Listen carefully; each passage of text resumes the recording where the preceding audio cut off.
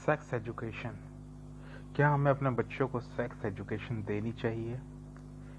इसको लेके हमारा माशरा काफ़ी कंफ्यूज है। वैसे वेस्टर्न वर्ल्ड जो है they always support sex education. दरअसल मगरिब किसी को फॉलो नहीं करता, इसलिए जो करता है मुकम्मल कन्विक्शन के साथ करता है।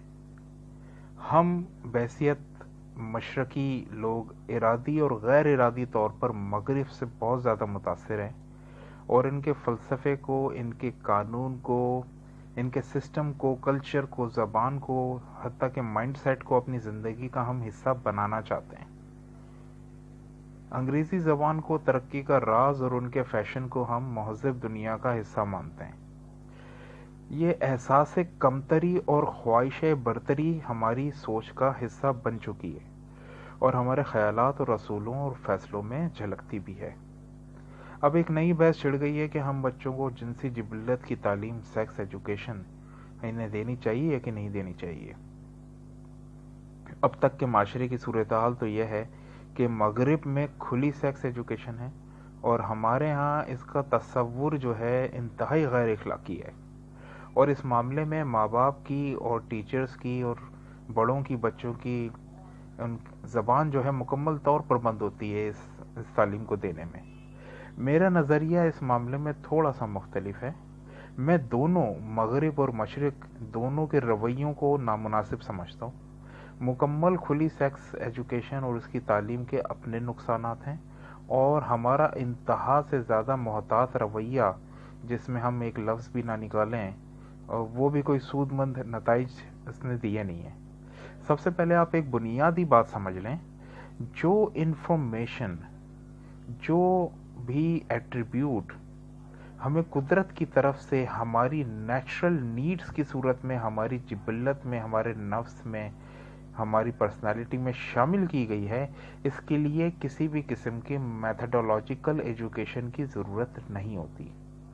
सदियों से जो पहले गारों में रहते थे, सदियों पहले, वो पेट की भूख और जिनसी ज़रूरत को पूरा करने की कोई तालीम तो मैं नहीं समझता कि लेते होंगे। आप अगर आप परिंदे को देखें तो परिंदे के बच्चे को कभी किसी ने उड़ना सिखाया है? जब वक्त आता है तब वो उड़ना शुरू कर देता है। मछली को कोई तैरना सिखाता नहीं है, कोई क्लास लेने नहीं जाती मछलियाँ कि हम स्विमिंग की क्लास लेने जा रहे हैं। उनका वक्त आता है, वो दे स्टार्ट स्विमिंग। तो उसमें तमाम जानवरों में उनकी सिफात और उनकी जो जो जिबिल्लत हैं वो बिल्ट इन है।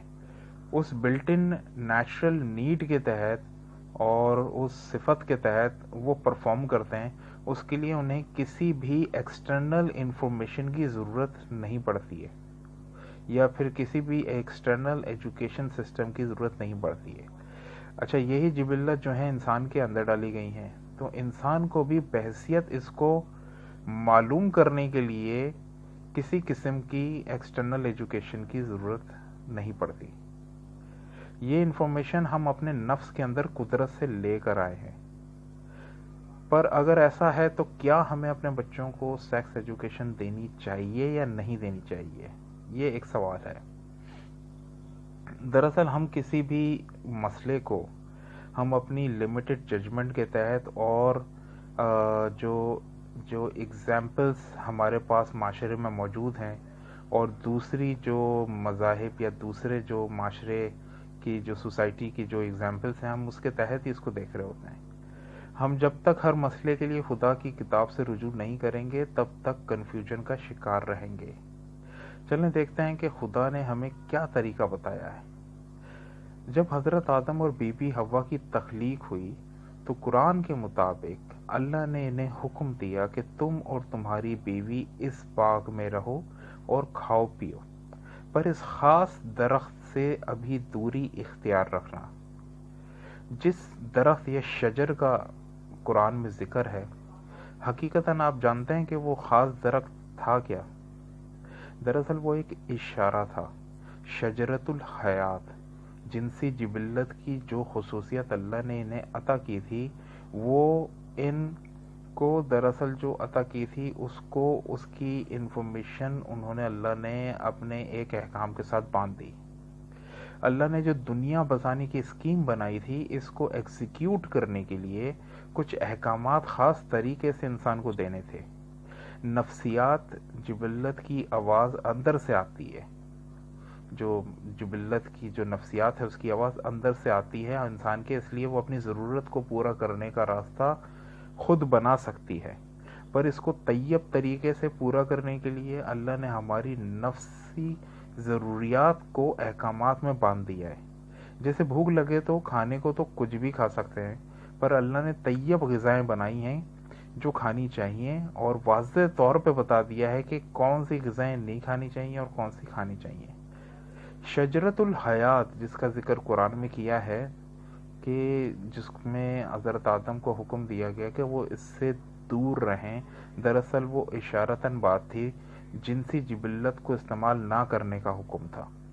اللہ نے اتنی خوبصورتی سے اس آیت میں ان کی حرمت کا خیال رکھا۔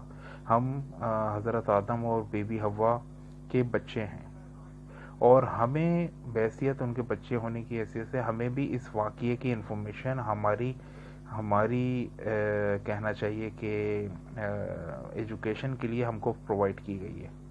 ہمارے ماں باپ کی جو غلطی کو انتہائی پیارے انداز میں اللہ تعالیٰ نے ان کی حیا کا خیال رکھتے ہوئے بیان کیا ہے۔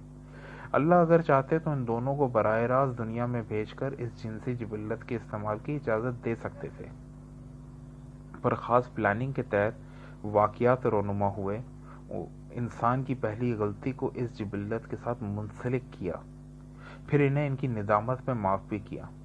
اس سے ہمیں بہت کچھ سیکھنے کو ملتا ہے۔ پہلی چیز یہ کہ جو یہ پورا واقعہ جو قرآن میں بیان ہوا ہے حضرت آدم کا، تو اس سے ہمیں یہ معلوم ہوتا ہے کہ بھائی سیکس ایجوکیشن اشارتاً ہی دینے چاہیے۔ جو طریقہ اللہ نے بتایا اس طریقے سے حیا اور رشتوں کی حرمت کے ساتھ انفارمیشن دینی چاہیے۔ یہ ایک واحد جبلت ہے جو انسان کے نفس پر سب سے بھاری ہے، اس لیے انسانی غلطی کی ابتدا بھی یہیں سے ہوئی۔ شیطان کو انسان کو بہکانے کی پہلی کامیابی بھی اسی نفسی جنسی جبلت کی خواہش کے ذریعے ملی۔ تمام نفسی ضروریات خدا کے حکم کے ساتھ بندھی ہوئی ہیں۔ انسان کو طیب اور خبیث کا علم دیا گیا ہے۔ ہمارے بچوں کو طیب محسن چیزوں کا پتہ ہونا چاہیے۔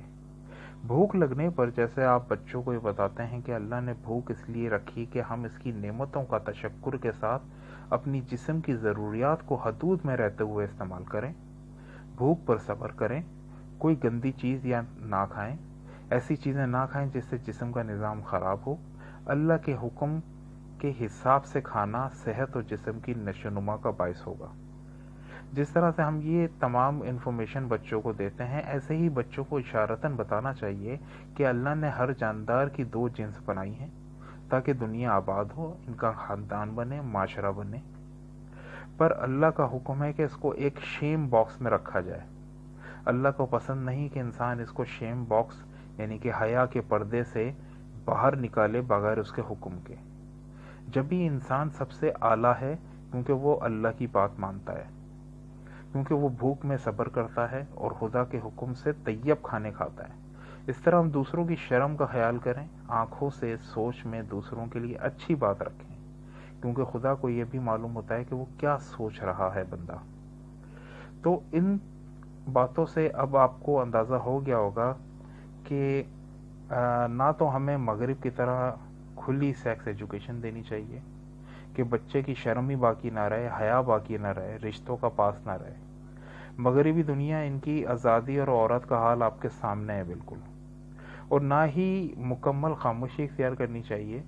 ایک بچے کے جسم میں تبدیلی آنے لگے تو اس کو، جب وہ بلوغت کی عمر میں آنے لگے تو اس کو یہ کہنے کے بھائی کہ یہ گندی بات ہے، اس کے بجائے ہمیشہ اس کو یہ کہنا کہ یہ گندی بات ہے، اس کو طیب اور خبیث چیزوں کا فرق اشارتاً بتائیں، تاکہ جب ان تک دوسرے ذرائع سے اگر کوئی انفارمیشن پہنچتی ہے تو وہ طیب راستے کا انتخاب کرے، وہ صحیح راستے کا انتخاب کرے۔ تو انفارمیشن دینا ضروری نہیں ہے، اس کی اسپرٹ بتانا ضروری ہے، اس کی نفسیات بتانا ضروری ہے، تاکہ بچوں کے دماغ میں اس کی کلیئرٹی رہے کہ کس چیز کا استعمال کیسے کیا جانا چاہیے اور اللہ نے یہ کیوں دی ہے۔ ماں باپ نارملی الفاظوں کے استعمال میں پھنس جاتے ہیں تو بس اسے گندی بات بول دیتے ہیں، پھر بچہ دماغ میں بٹھا لیتا ہے کہ یہ بہت ہی کوئی گندی چیز ہے، پھر اندر سے جب خواہش جاگتی ہے تو اس کی پہلے تو اس کی پرسنالٹی ڈیمیج ہوتی ہے، کنفیوز ہوتی ہے، پھر وہ گلڈ کے ساتھ بڑا ہوتا ہے۔ تو یہ بڑا ضروری ہے کہ آپ اپنے بچے کو وقت کے ساتھ ساتھ اشارتاً، جیسے اللہ تعالیٰ نے طریقہ بتایا ہے، جیسے قرآن میں حضرت آدم اور بی بی حوا کی بات کی ہے، وہ بتائیں، اس واقعے کو بتائیں، اور اس طرح سے بچے کو انفارمیشن کو پروسیس کرنے کا تھوڑا سا موقع دیں۔ میں سمجھتا ہوں یہی بہتر طریقہ ہے، نہ مکمل خاموشی بہتر طریقہ ہے اور نہ ہی مکمل کھلی سیکس ایجوکیشن کوئی اچھی چیز ہے۔